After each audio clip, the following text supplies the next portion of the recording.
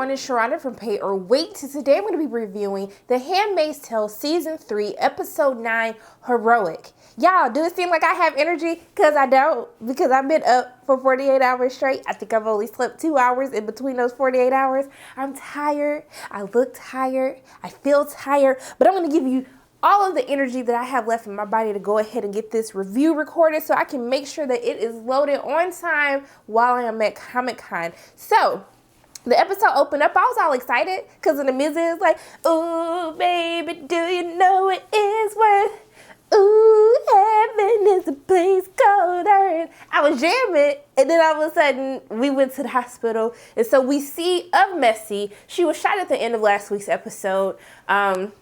After she pulled a gun, she killed one of the Guardians, pulled the gun on everyone in the grocery store. We see that the Guardians shot her. We thought that she was dead. However, when they showed the promo for episode 9, we see that Messi was attached to some ventilators, obviously trying to keep her alive to protect her unborn child, to make sure that the baby can come to full term so they don't lose the child. So, alrighty, so let's get into this. So Jun looks like she's been going through a couple of things. And I'm so sorry. For those of you who are new to my channel, welcome everyone. So over here at Pay or Wait, we do not call of Matthew, you know, Natalie of Matthew, okay? We call her of Messi. So if people get confused, like, why does she keep saying of Messi? That's what we call her, because she messy, okay? Sorry, may she rest in peace. But yes, so essentially Jun has been singing the song in her head. Even how she made it work to the beeping of the hospital machines to her bag from the catheter. I was just like, Jun is really going through it right now. So we know that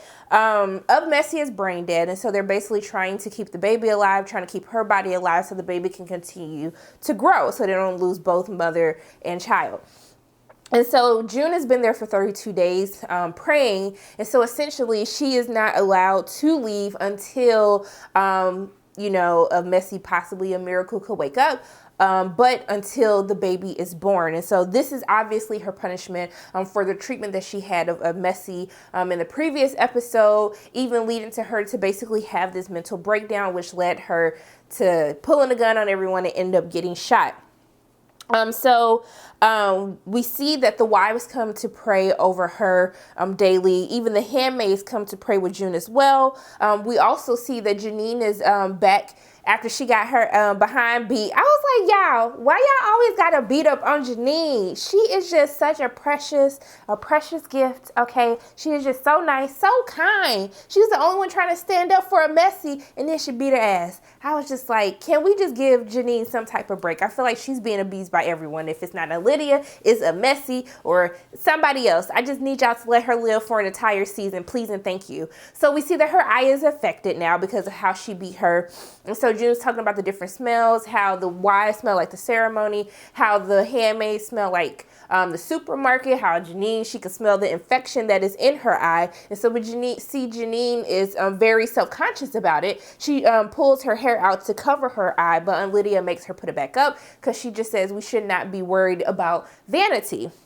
And so that is really profound because of what happens at the end of the episode when we see that Lydia makes an eye patch for her. And so I thought that it was really cute because we see how Rita made the patch for Serena when she had her finger cut off. And now because Janine has had her eye taken out and then the wound was reopened, how Lydia kind of makes this for her, even though it is out of dress code, but to show she cares for her, even though she just beat her ass like a couple episodes ago. But I guess that's how we show love at this point. I don't know. Her and Lydia have a very special relationship, so it's kind of nice to see her like take into account that Janine was feeling insecure about it and that she wanted to put a smile on her face. She said she liked a power on the spaceship. I was like, I just love Janine. I just love her. But yeah, so we see that Jun begins hallucinating. She keeps seeing the young girls dressed in pink standing over of Messi, like on the outside of the glass. It's really awesome how they do the camera work, how you feel as though, oh, it's just morning and they're just showing her, you know, kind of losing it, but how they go from light to dark from when she's kind of in her head to actual reality, like from her hallucinating to what is actually really happening in the hospital. I thought there was a very great use of the light, the camera work to kind of switch in between these two worlds. So we see that her knees are so bad that she has sores on her knees. So she's been on her knees praying. She could barely walk. When she tries to get up at night, her like knee popped and she fell. I was just like, oh my gosh, like how you in the hospital? You got these sores. They didn't like do nothing to help you, but I guess that is your punishment. So you can really tell that everything is really starting to take a toll on Jun. And so many will argue that this toll was happening before she even made it into the hospital, especially due to some of the decisions that she's been making, putting others at risk. Really just acting before she thinks a situation through, how she's going to handle it. So it's interesting. I would love to know, do you guys think that this happened only in the hospital, or was Jun already losing her sense of reality prior to the whole incident of Messi? So we see that it's interesting that, during the course of this whole entire episode, the whole point is the child this, the child this. When the doctor comes in and he says, how's our patient? And I'm like, obviously not good, but he was like the baby. So then the guy was like, well, the fetal heart rate. So it's just like they've already written off of Messi, even though she's brain dead, but they prayed for other crazier miracles before. So I don't understand why they would just kind of discard her life. And so I think it goes to show how handmaids are not necessarily looked at to be humans, but more so as vessels for children. And so even in this whole society, even though they are the women who can give birth to more children, they only see the children as being important and not the handmaids. And so I think it's very interesting that even in a conversation that we'll later talk about with Jun that she has with the doctor, talking about how, these women matter as well. So we know that Messi starts to have seizures. Lydia gets scared. She's like, what happened? And then Jun was just like, oh, it's just seizures. If you wait, you might be able to see her shit herself. I was like, Jun, are you serious? Like, you really just said that to Lydia? Even Lydia looked at her like, ma'am, you are just heartless. Like, get your life together. And so then after this, I was just like, she starts praying to Lydia prays to Lord, please help save this child. But at the same time, Jun is countering their prayer, saying that she wants them both to die. And so we don't know necessarily if Jun wants them both to die because she truly believes that they shouldn't be, have to deal with the world of Gilead, or because she still is harboring resentment of Messi, basically, getting the Martha kill, having the Mackenzies move away, her not knowing where her daughter is.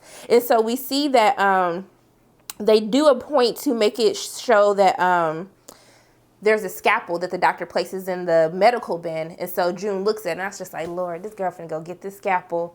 And I was just like, y'all didn't think that wasn't a good idea to leave that stuff in there? Like, she couldn't just go in there and get that. But before she plans her escape to go get this little scalpel, she asks Aunt Lydia, can she please go home? And so she says, I don't feel well. She's trying to tell Aunt Lydia, I am not okay. I am not well. I do not feel like myself. You really need to let me go home. And so Aunt Lydia dismisses her and basically says that God doesn't give us anything more than what we can bear. And so I don't know if necessarily she says this because they don't necessarily believe in mental illness or treating that, or if she just truly believes that Jun is a strong person and she knows that we've given you worse punishments before, you can make it through this, but you cannot go home. I said, girl, how you talk about 5 minutes ago, you just talked about, maybe we could see her shit herself, and then you try to ask some lady to go home. I just don't understand Jun's logic sometimes when she be asking people for favors, but I guess that's fine.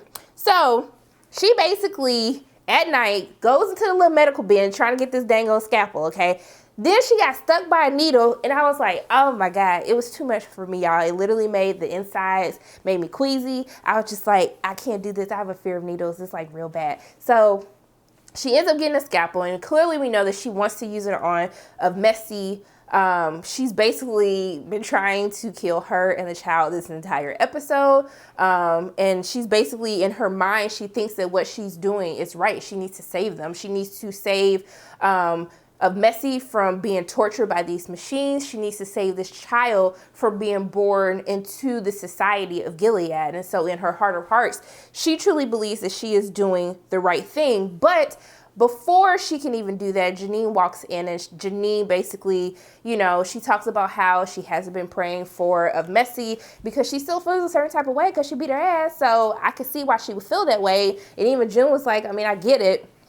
And so basically she kind of figures out like what June is up to. And then she was just like, they don't deserve it. Like they don't, let me, I know how to help. Like, let me do this. And she was just like, don't kill her. Like, she's one of us. Like she can make it. And she starts talking to her like, you can do this. You can pull through.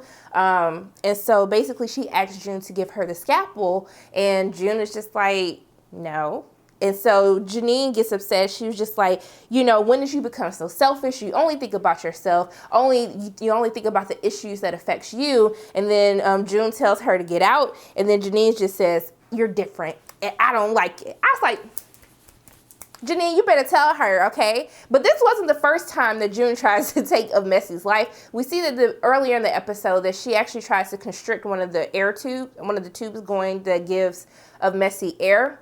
And so she tried to kill her that way. I was just like, why did you guys think it was okay to leave her in the same room as her? Especially since they were beefing before, since she's kind of the cause of all of this has happened to her. I just don't understand why they thought that was a good idea. Did they just not think that she was going to try to plot her revenge in some way, shape, or form? I just thought this whole situation was weird. How she just had so much access to Messy, how nobody was watching her. It just made absolutely no sense to me. And so we see that the doctor talks about how, the young girls who we've been seeing in the Pink, the children of Gilead, how they're young women now because the wife and the commander of Messy, they were basically acting like, they're not going to come in here like they're sick. And he's like, they're not sick. They've, had their cycle. They're women now. They can have children, just not quite yet. And then June talks about how just the anatomy of their body, the pelvic bone, how everything lines up right now. They just physically cannot do it.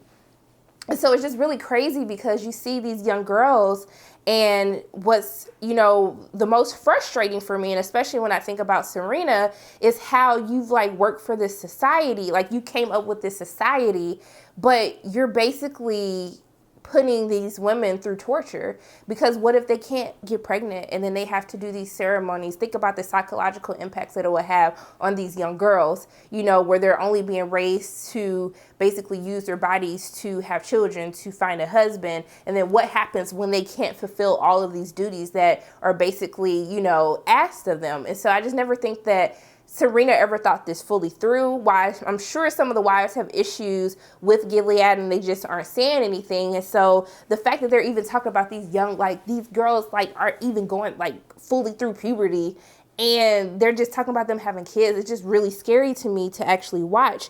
And so we see that Serena comes to check on the commander and the wife of Messy. And so basically, Serena sees June. And then so June is like, Mrs. Waterford, can I talk to you, please? And then even the girl was like, don't bother with her. And I was like, yeah, Serena, obviously nothing good's going to come out of this. She just cursed your ass out in D.C. the last time you saw her. So I'm just really confused. So she says, come a little closer. I have a secret to tell you. I was like, Serena, first of all, her saying that should let you know that something wrong right. Nothing was right at all. I just don't understand why you just got even closer to her. And so Serena looks at her and she's just like, you're not well. You can clearly see that. So if you know she ain't well, why did you walk closer to her in the first place? I was just absolutely confused. And so of course, June says this has to end, and she tries to stab her. She ends up slicing Serena, and then Serena they struggle, and then June ends up cutting herself with scalpel. Serena, look at her crazy, you were supposed to be one of the strong ones. And so we see this again. First, Lydia is the one who tells her, God will never put on more on you than you can bear. And then even Serena is you're supposed to be one of the strong ones. No matter what we've done to you, you've always persevered. You've never let it get to you or let us see it get to you. And so she's kind of shocked now seeing this fragile state of June and how she is right now. And so I think it's interesting how Lydia and Serena, they truly believe that June is a strong woman and that she can take anything, but right now is really trying for them to see her basically unraveling at this point in time. And so Serena goes out and tells the doctor, hey, I think that she's trying to kill herself. You need to help her. And so he goes in and he just says that, he needs to check the cut, like you're going to need stitches. He's just really creepy to me. I don't know why he creeps me out. Every time I see him, it's like the voice that he has. It's just so creepy. I just feel like he's a creeper and that he's like always up to something else. I don't know. So they're having this conversation. And so Jun says like, you shouldn't bother fixing me. You're just going to report me. And like, I'm going to be punished. And so he said, I took an oath. And she was like, first do no harm. And so he says like, am I harming you? And she says, no, but you're torturing her. And so he basically says like, she's not my patient. The child is. And so we keep seeing this theme of how she does not matter. Her body doesn't matter. These women don't matter. It is about the children. And so she basically says that her mom was a doctor and she will always put the women's lives first. And so he basically asks, like, did she get out? And Jun says no. And then she tells him who her mother was. And he laughs and says, well, clearly now I know why you went and attacked Serena. It all makes sense now. And so then she tells him, like, well, I was going to kill her, the commander, the wife, and I was going to kill you too. I was like, Jun, you didn't want to wait till he was done stitching you up? You just felt like you needed to say that right now? I know you're going through some things, so I'm going to go ahead and let it slide. And so basically he asks her, he basically says like, hey, I told them to not put you in this room. Like if you put someone in a room like this, you isolate them, for this extended amount of time, praying that there were going to be some issues. There were going to be some psychological issues, suicidal thoughts. Like I definitely warned them against this. And so he asked her, when did you start having suicidal thoughts? And she was like, what do you mean? And he was like, everything that you just said that you were trying to do or you were going to do would have landed you on the wall. So obviously you're trying to die. And so we've been seeing these decisions that Jun has been making. Everyone's been telling her, you're gonna get us killed, you're gonna die for that, but she just doesn't care. And this is why I almost feel as though this mental breakdown was actually happening prior to her even arriving to the hospital to stand vigil over of Messi. And so basically she says that once she realized that she was never going to see her daughters again, this is kind of when this has happened, which also kind of attests to she was already having this mental breakdown, and that's what we've kind of been seeing, or I hope that's what we've been seeing as why she's been making these bad decisions. And so essentially, Jun tells him that, Messi is somebody's child too. And then he says that the way that he honors the handmaid is to, save her child. But what I think is the most profound thing that he says to Jun is, how are you going to honor your daughters? What are you going to do to make an example for your children? You know what I mean? And so I think for once it really made her have to sit back and think like, what am I going to do? Because it can't just be getting them out. What can I do to set an example so like my daughters know that like I fought for something? And so Messi's vitals are bad. She starts bleeding. We see Jun pull the sheet away. She's bleeding. They rush her into surgery, perform a C-section. The baby is fine. And then when he tells the young students to basically stitch her up like you can use to practice, just once again, like they just don't care about her. Even though she's not dead yet. I know you're probably going to be like, Sharana, she's dying. She's brain dead. Like what else are they going to do? But still like respect the body. I just don't understand why they just been so like nonchalant about Messi this entire episode and even last episode. So essentially, Jun leaves because the baby is born now. And so they said that Messi is going to die at any moment. She's not going to last that long. But when she's walking outside, she comes in contact with one of the young girls and basically asks her, did she just have a baby? And she was like, no. And then she's talking to her about how she like, she's a woman now, but she can't have kids yet. And she asks her like, is that what you want? And she was like, yeah, I want to get married. I want to have kids. And so it seems like this conversation really does something to Jun. And she walks outside and Lydia is telling her like, we can come home now. And then, but she was like, no, like I need to stay with her. Like she's still alive. I need to stay with her. You can see this proud look of joy that Lydia has on her face. And she says, that's fine. And so she's having this conversation with her, with Messi as she's kind of breathing heavy. And you see her breaths are kind of getting slower and slower. And so she apologizes to her for being mean. And she says that they just take everything from you. And she said that she lost herself because of that. And she tells her that her son is beautiful. He's a fighter just like you. And that he doesn't deserve to grow up in this place. And none of these children deserve to grow up in this place. And so basically, I guess how she decides that she's going to honor her children is she's going to get all of the children out of Gilead. She's going to help them escape because she wants Gilead to feel the same way that they have made all of these women who they've ripped their children from. She wants them to feel that pain that they have felt. And so essentially it ends with her singing to her, "Ooh, heaven is a place called earth." And then the episode ends, and I think it's really, I thought it was really cool how the credits roll kind of with the machines, and then the machines stop, letting you know that Of Messy has passed. And so I felt that this was I thought it was a decent episode. Watching this breakdown of Jun that we've really been watching throughout the course of season 3, as all of these things that are happening to her, she gets close to Hannah. Hannah slips through her hands, not once, but twice in this season alone. And so I think it's very interesting to see the psychological impacts that being in Gilead has taken on her, and also to the other women. We saw the psychological impacts of the bullying that Of Messy had to endure in the previous episode, and how that led to her downfall as well, and how Jun has been making all of these decisions, trying to do things that she knows is going to end up getting her punished, even though they never punish her, which is my issue. But I thought it was a very interesting episode, and how Jun comes out of this like breakdown and realizes, even though this is another suicidal mission, because I'm trying to figure out, Jun, how you gonna get all these kids out? You couldn't even get yourself out and your kid, like 2 people. How you gonna get all these kids out? They ain't letting these kids go like that. So I really want to see how all of this is gonna play out. I've actually watch next week's episode already. I'm sorry, y'all. I feel like I cheated on y'all. I couldn't wait. It's real good, y'all. So I'm very excited to talk to you guys about next week's episode.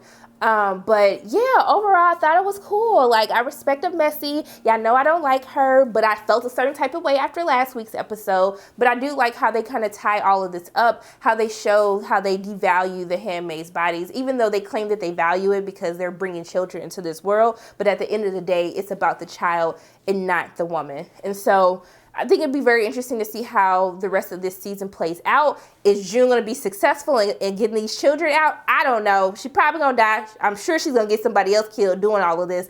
But yeah, so those are my thoughts on The Handmaid's Tale, Season 3, Episode 9, Heroic. As always, my name is Sharona from Pair Weights. And if you like what you saw today, make sure you hit the like button, hit subscribe, share this video with your friends, and make sure you hit that notification bell. And I love you guys 3000. I'll see you soon.